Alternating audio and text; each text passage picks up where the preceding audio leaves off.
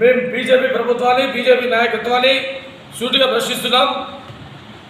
2008లో ఆ రోజు కాంగ్రెస్ పార్టీ మహిళా బిల్లును తీసుకొచ్చేసి పార్లమెంట్లో సరైన మెజారిటీ లేకపోతే రాజ్యసభలో మహిళా బిల్లును పెట్టి ఆ రోజు మహిళా బిల్లును పాస్ చేయడం జరిగింది.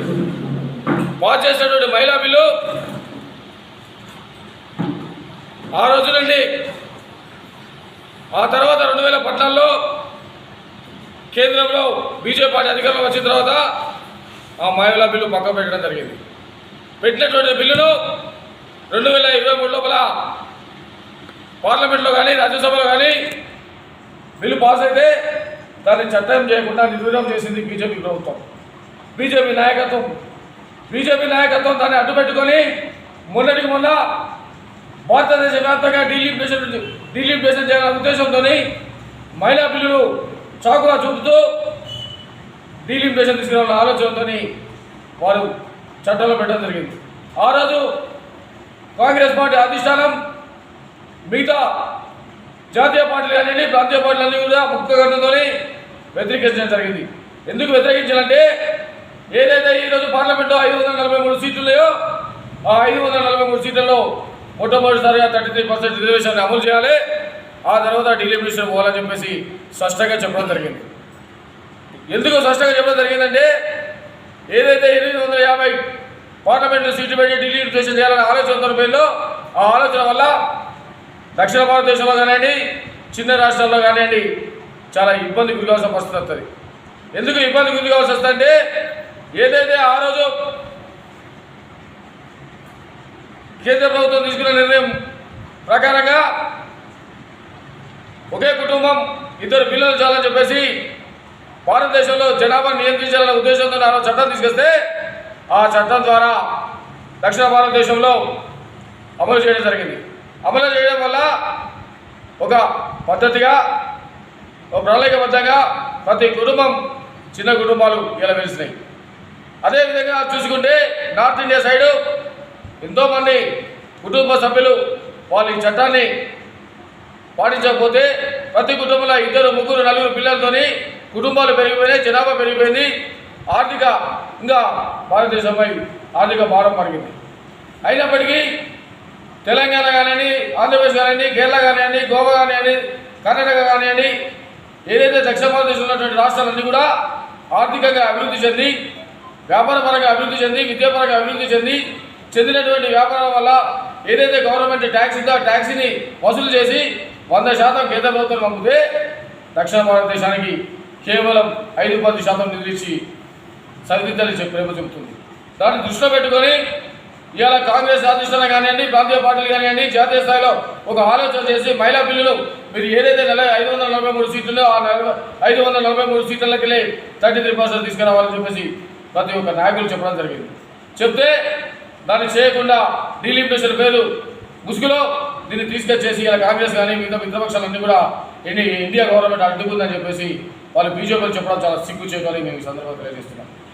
ఏమైనా బీజేపీ నాయకత్వం అంతా కూడా సిగ్గుతో ప్రార్థించుకోవాలి.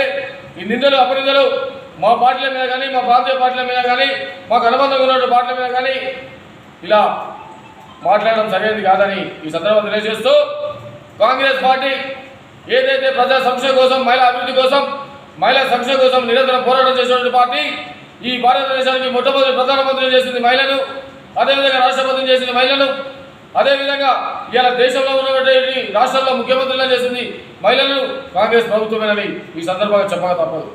ఇలా వారు ఒక్కరైనా కనీసానికి వాళ్ళ పార్టీ ప్రెసిడెంట్ కూడా మహిళలు చేయలేకపోయారు. ఈ రకంగా చూసుకుంటూ పోతే కాంగ్రెస్ పార్టీ దానికి అనుబంధంగా ఉన్నటువంటి ఏవైతే పార్టీలు ఉన్నాయో మహిళలకు పెద్దపీట వేసింది. మేము మహిళా రిజర్వేషన్ బిల్లుకు అనుకూలంగానే ఉన్నాం. ఏదైతే 2023లో ఆ బిల్లు పెట్టిలో ఆ బిల్లును చట్టం చేయాల్సిందిగా కాంగ్రెస్ పార్టీ పక్షాన డిమాండ్ చేస్తున్నాం. జై కాంగ్రెస్. బీజేపీ ప్రభుత్వం పార్లమెంట్లో మహిళలకు 33% రిజర్వేషన్ డీలిమిటేషన్ బిల్లులు పెడితే 2/3 మెజార్టీ లేక వీగిపోయినటువంటి సంగతి మనందరికీ తెలిసిందే. దానివల్ల ఈరోజు కాంగ్రెస్ అగ్రనాయకత్వాన్ని రాహుల్ గాంధీ గారు కానీ, అదేవిధంగా ఇక్కడ ఉన్నటువంటి రేవంత్ రెడ్డి గారు కానీ, దక్షిణాది ఎంపీలను ఇలా బీజేపీ ప్రభుత్వం వాళ్ళను విమర్శించేటువంటి ఒక పరిస్థితి తీసుకొచ్చింది. బీజేపీ అగ్రనాయకత్వాన్ని, బీజేపీ నాయకులని ఒకటే సూటిగా ప్రశ్నిస్తా ఉన్నాం. 2008 లోపల మొట్టమొదటిసారిగా ఆనాడు ఉన్నటువంటి ఒక యూపీఏ 2 ప్రభుత్వం మహిళలకు చట్టసభల లోపల 33% రిజర్వేషన్ కల్పించాలని చెప్పినప్పుడు కేవలం రాజ్యసభలో కూడా బిల్లు పాస్ అయి లోక్సభలో పాస్ కాక అది చట్టం కాకుండా ఆగిపోయింది. దానికి కారణం ఎవరు అని అడుగుతాం. 2023లో కూడా మీ ప్రభుత్వమే, బీజేపీ ప్రభుత్వం బిల్లును 33% రిజర్వేషన్ పాస్ చేయించింది. గుడ్. దాన్ని ఎందుకు చట్టంగా చేయలేకపోయినరు? ఉన్నది మీ ప్రభుత్వమే, లోక్సభలో పాస్ అయింది, రాజ్యసభలో పాస్ అయింది. పాస్ అయినప్పటికీ కూడా మీరు దాన్ని చట్టంగా ఎందుకు రూపం చేయలేదు, చట్టాలుగా ఎందుకు చేయలేదు అని అడుగుతాము. ఇలా కేవలం 2029 లోపల డీలిమిటేషన్ అనేటువంటి దాన్ని తీసుకొచ్చి, సెన్సస్ని తీసుకొచ్చి దీని ఆధారంగా మహిళలకు 33% రిజర్వేషన్ అమలైతేనే ఇక్కడ డీలిమిటేషన్ సెన్సెక్స్ చేయవస్తుంది అని చెప్పేసి అని ఒక బూచిగా చూసి ఇలా మీరు దీన్ని చేసేటువంటి ప్రయత్నం చేస్తూ ఉన్నారు. ఇది తప్పు. ఇప్పటికి కూడా కాంగ్రెస్ పార్టీ 2008లోనే మహిళలకు 33% చట్టసభలో ఇవ్వాలని చెప్పేసి అని మేము గంటపదంగా చెప్పినాం. కానీ మీరు కేవలం ఇలా డీలిమిటేషన్ వల్ల ఉత్తరాది రాష్ట్రాలు ఏవైతే ఉన్నాయో ఆ రాష్ట్రాలకు ఎంపీ సీట్లు ఎక్కువ వస్తాయి, దక్షిణాది రాష్ట్రాలకు నష్టం జరుగుతుంది. దక్షిణాది రాష్ట్రాలతో మాకు లేకపోయినప్పటికీ కూడా ఉత్తరాది రాష్ట్రాలు గెలిస్తే మేము దేశంలో అధికారం రావచ్చు అనేటువంటి ఒక కుచితమైనటువంటి ఆలోచనతో ఇలా మీరు పార్లమెంట్ లోపల తీసుకొచ్చి అది వీగిపోయిన తర్వాత ఆ యొక్క తప్పిదాన్ని కాంగ్రెస్ పైన నెట్టించేటువంటి ప్రయత్నం మీరు చేస్తూ ఉన్నాం. ఇది తప్పు అని చెప్పి మేము గంటపరంగా చెప్తా ఉన్నాం.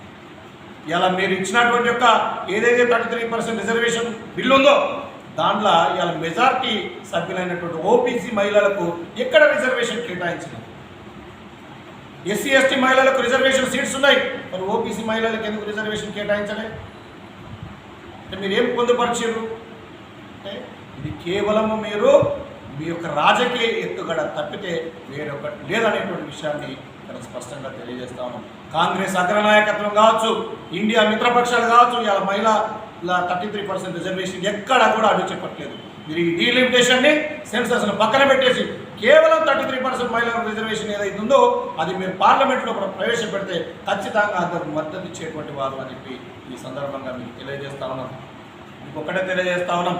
1971లో కూడా ఏ ప్రాతిపాదికన అయితే సీట్ల కేటాయింపు జరిగిందో అదే ప్రాతిపాదికన ఇలా మళ్ళీ 2029లో కూడా పార్లమెంట్ సీట్లు కేటాయిస్తేనే రేపు దక్షిణాది రాష్ట్రాలు ఏవైతే ఉన్నాయో ఆ రాష్ట్రాలకు న్యాయం జరుగుతుంది. ఆ న్యాయాధులు ఆ యొక్క రాష్ట్రాలు ఏవైతే ఉన్నాయో అభివృద్ధి పథంలో నడుస్తే తప్పితే మీరు కేవలం ఉత్తరాది రాష్ట్రాలను పెట్టుకొని మీరు పోతే భారతదేశం అంతా కూడా దక్షిణ భారత రాష్ట్రాలుగా విడిపోయి మళ్ళీ దేశ విభజన జరిగేటువంటి అవకాశం కూడా ఉంటుందని చెప్పి ఈ సందర్భంగా తెలియజేస్తూ మీరు బుద్ధి తెచ్చుకొని ఇకనైనా బుద్ధి తెచ్చుకొని కేవలం మీ స్వార్థ ప్రయోజనాల కోసం, మీ యొక్క వ్యక్తిగత ప్రయోజనాల కోసం మీ ఆలోచనల మేరకు చేయకుండా ప్రజా ప్రయోజనాలు ఏవైతే ఉన్నాయో, రాష్ట్ర ప్రయోజనాలు ఏవైతే ఉన్నాయో వాటిని దృష్టిలో పెట్టుకొని డీలిమిటేషన్ కావచ్చు, సెన్సస్ కావచ్చు, మహిళలకు 33% రిజర్వేషన్ కావచ్చు చేయాలని చెప్పేసి అని వారిని సూచిస్తాము.